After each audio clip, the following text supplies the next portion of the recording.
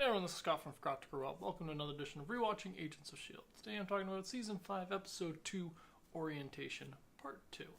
So I'm just going to be starting off with the plot summary and then just talking about my general thoughts after having just finished rewatching this episode.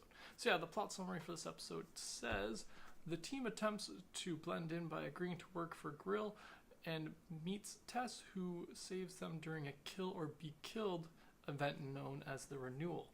Coulson goes with Tess to learn more about Virgil's message and finds a hidden notebook. Meanwhile, Simmons is taken by Caecilius, the Cree leader of the station, and is inducted as one of his servants. Later on, Daisy confronts Deke in his framework simulation where he states that she is the reason the Earth was torn apart. So that's the plot summary for this episode. The second part in the opening episodes of this season had a little less going on. A lot of information. We got a lot of background pretty much about what happens in the lighthouse in this space station where they're being kept by the Cree, and what goes on with this, the renewal process, the fact that people, use credits to earn things, that they try to escape by going into Deke's framework, and we get a lot of that background information kind of setting up the season as we move forward. Simmons obviously gets taken by Caecilius. I don't know if I'm saying his name right. It's always the problem with all these alien names. And names in general, I'm just terrible with them. But anyways, yes, Simmons gets taken by that, which adds an interesting element into it, that she's, separated from the team, and she's got her own things that she's got to deal with. The fact that she can't hear anything but Caecilius, which plays in as a little bit of a fun bit once we get Fitz showing up in a few episodes. A couple other things that were interesting was we get the Deke's framework was introduced in this episode, which I like. It's a little bit more interesting when you have already watched this season, Deke's connection to Fitz, and then, obviously Fitz's connection to the framework too. Fitz having helped kind of develop it before Radcliffe kind of finished it off.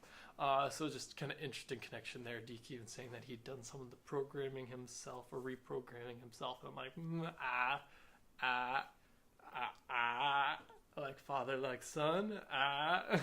So I enjoyed that. Or like father, like grandsons. Grandfather, like grandson. Can't remember if they're his parents or if his grandparents now. Damn it. Forgetting. I think they're his parents though. That's not important. We'll get to that when we get into that episode.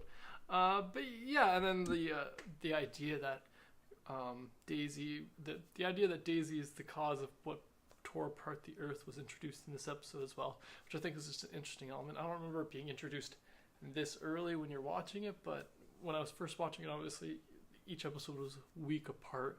So with these ones being a little closer together, because I gotta double down on some episodes to get done this season before May 10th. So yeah, with doubling up on them, it's just a little bit, timing's just a little different than how I remembered when it was coming out, but it's just interesting. Like Caecilius' guests are already showing up in the next episode. I'm like, oh, that happens really early. Okay, we're moving along in this season already. So yeah, we got both a lot of setup in this episode. Yeah, that's mainly what we got. A lot of background, a lot of setup in this episode for the season going forward. So yeah, that's all my general thoughts about this episode in particular. Be sure to let me know in the comments below if there was any foreshadowing or anything in particular you liked about this episode. Thanks again for joining me today. Be sure to subscribe to the channel if you haven't already. Have a good one.